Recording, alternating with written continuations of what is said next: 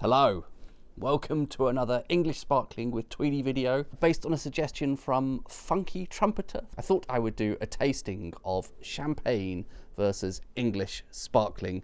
This has obviously been done many times before, and I believe some people in the English wine industry were recently saying at a conference that they were sick to death of these comparisons. So I thought it would be interesting for me personally to try what I think are roughly fairly comparable wines from the two regions side by side, see what the differences are. I'm not going to be doing this blind, and at least partly because I don't have anyone to hand to do the setup for me. You really need somebody else to sort of hide the wines, and so you don't know which is which. But also, I'm including Nyetimber in this, and it's a wine that I'm very familiar with, and if I knew in advance that one of the wines was Nyetimber, the other one was a champagne, I'm pretty sure I would recognise the Nyetimber, and that would then bias my whole judgment. So, you know, to do this properly, I would need to not know what the wines are, I think, and perhaps not be familiar with them either. I spent some time thinking about the particular choice of wines. A lot of the English sparkling wines I drink are actually from quite small vineyards. Some of my favourites are things like Breaky Bottom and Eastmeon, tiny vineyards, and you can't really compare them to big names in champagne, so they're probably more the equivalent of grower champagnes, I suppose, small independent grower champagnes. So what I've tried to go for is a big name from England against a big name from the Champagne region. So this is Nyetimber, this is Taittinger. We should quickly talk about the prices first. I tried to find two things that were in roughly the same bracket. I bought two half bottles for a start because it just seemed like a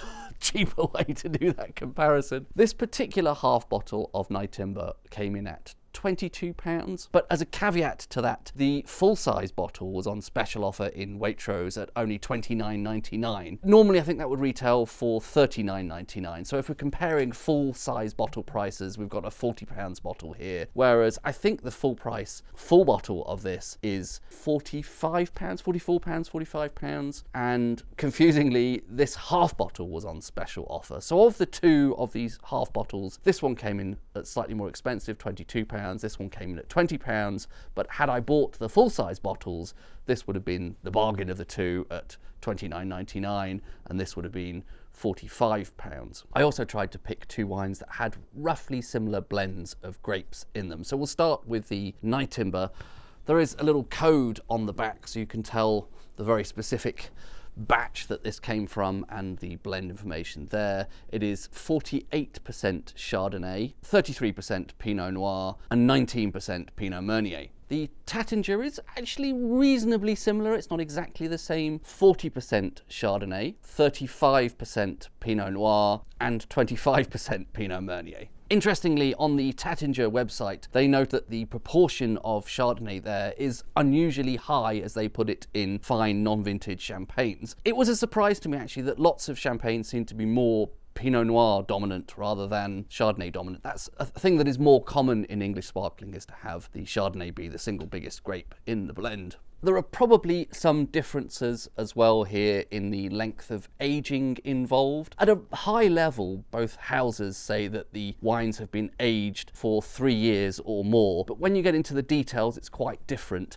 Again, that code on the back of the Nyetimber bottle gives you some very detailed information about bottling dates, about riddling dates, about disgorgement dates, and I think this has only had something like 16 months on the lees, which is surprisingly short, and I think that statement of the wine having been aged for 3 years comes partly from the fact this is a multi-vintage. The most recent vintage is 2020. Bottling started in 2022. So even the most recent, the newest portion of this wine had aged prior to bottling for about 18 months. The other reserve vintages go back to about 2015. There is less detailed information on the Taittinger website, other than, as I say, them saying that it has aged for 3 years or more. So not clear based on that information whether that's aging on the lees or aging in some other form. At least one other source I read said that this has been aged on the lees for at least 3 years. So I would guess of the two, The champagne here, the Taittinger, has probably had more time on the lees, so probably will exhibit more autolytic character, more of those sort of bready, yeasty kind of notes. The last thing we can compare these on in terms of technical information is dosage, the amount of sugar that is added when the wine is topped up after disgorging, after removing the dead yeast cells. We have a precise figure again for the Nyetimber, that is 8.5 grams a litre. As a quick reminder, the brut range, the most typical style today of both English sparkling and champagne, is between 6 grams a litre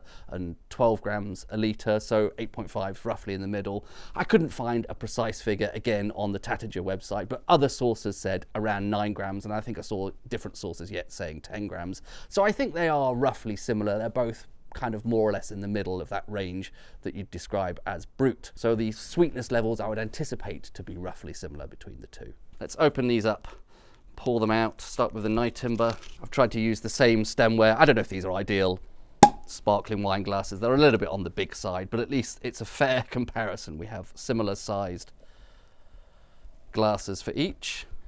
So there is the Nyetimber. Quite a different shape to the Corks there as well. I'll put those two side by side so we get a sense.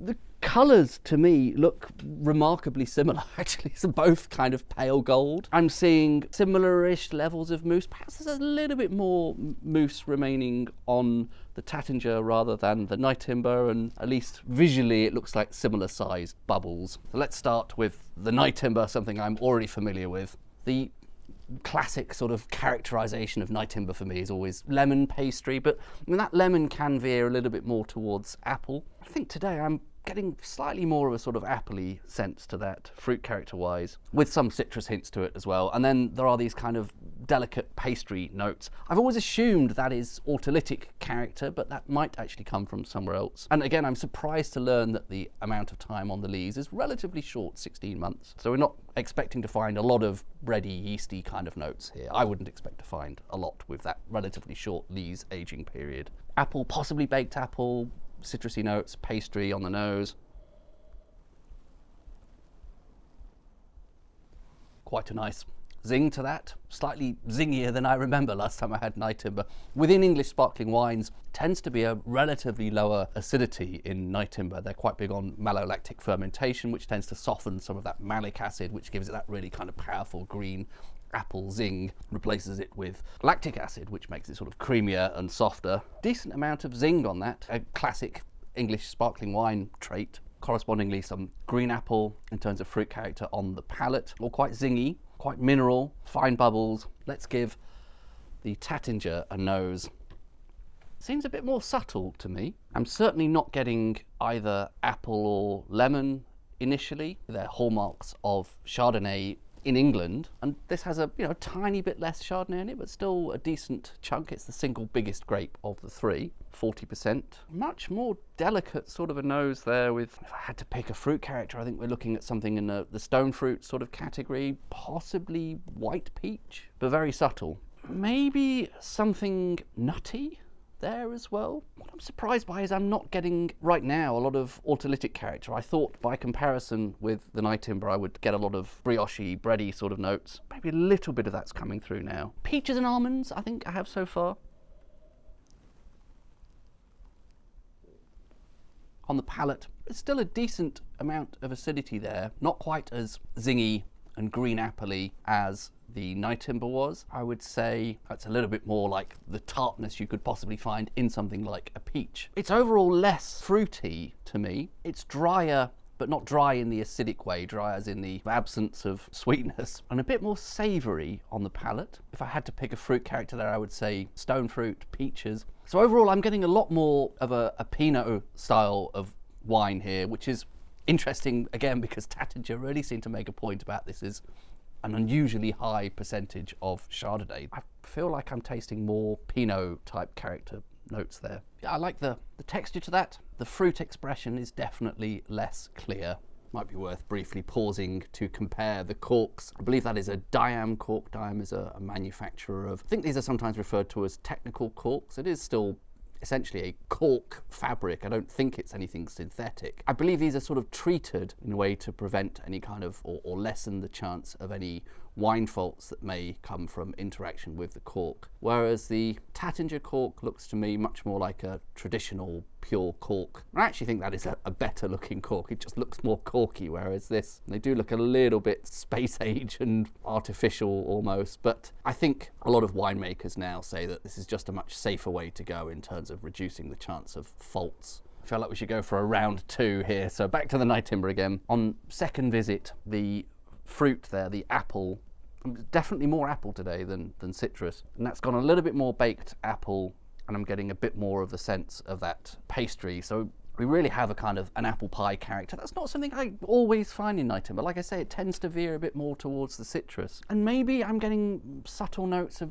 things like honey. There is a sort of nice sweet edge to that. Yeah, baked apple, honey, bit of pastry, but then absolutely no danger of this being cloyingly sweet. First met with that lovely zing on the palate. Very fresh, it's very light. Zingier and fresher and lighter than I remember Nyetimber normally being. And again, there are these sort of edges of fine patisserie and some sort of baked goods, but not bready or yeasty at all. Do round 2 on the Taittinger.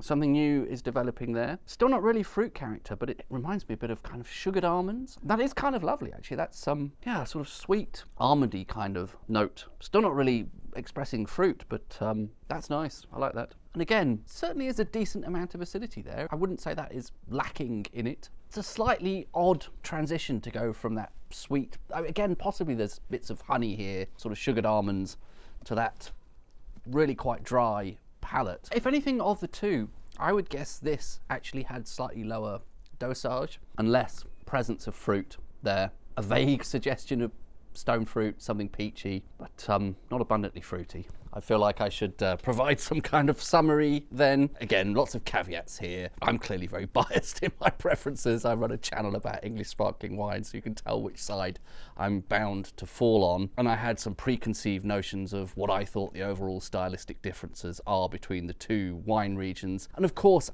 we are just comparing one wine from one region with one wine from another region. There certainly isn't a holistic assessment of the entire output of one versus the entire output of the other. It has reminded me that some of the things that are really nice about English sparkling are the zing, that sort of bright, bold acidity, but that's certainly not completely lacking in champagne. I'd say it's more pronounced in the Nyetimber, but not completely absent in the Taittinger. Fruit expression, I've heard this said before about English sparkling.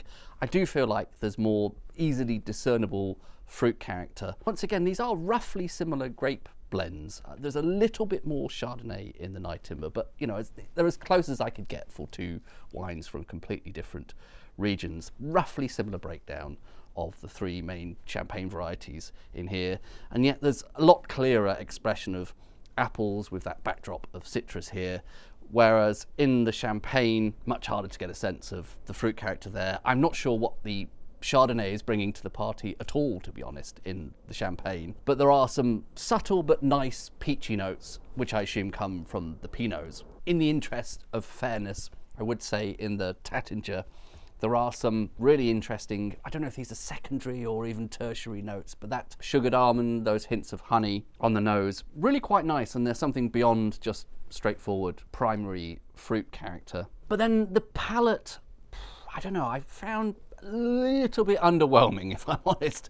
It was kind of restrained and savoury and wasn't giving off a lot of fruit. Texturally fine. I don't think there's much to choose between these in terms of the mouthfeel, the quality of the bubbles, the fineness of the bubbles, but slightly less zing, just a little bit less interest on the palate in terms of fruit character or anything else. I think once you get past the nose, which I do quite like, sort of tails off in interest for me a little bit. Once again, this is clearly not an impartial comparison. Very clear which side my bread is buttered on. This is a wine that I know and love already versus something that I've just sort of picked somewhat at random, but I think it's a fair-ish comparison in the sense that they're stylistically quite similar in a lot of ways. So I hope that's been useful and or interesting. I'm sure there are much more professional versions of this comparison out there, and apologies to anyone actually in the industry who is sick to death of hearing these comparisons. I found that quite an interesting exercise, actually. I think there are still interesting things going on in Champagne. Possibly in the future it might be interesting to compare a small vineyard from England, a small producer from England versus a small producer, one of those sort of grower champagnes as they call them, from the Champagne region. And in a way we might be comparing more the sort of the best with the best rather than the sort of the biggest with the biggest, or some of the biggest with some of the biggest. Anyway, cheers.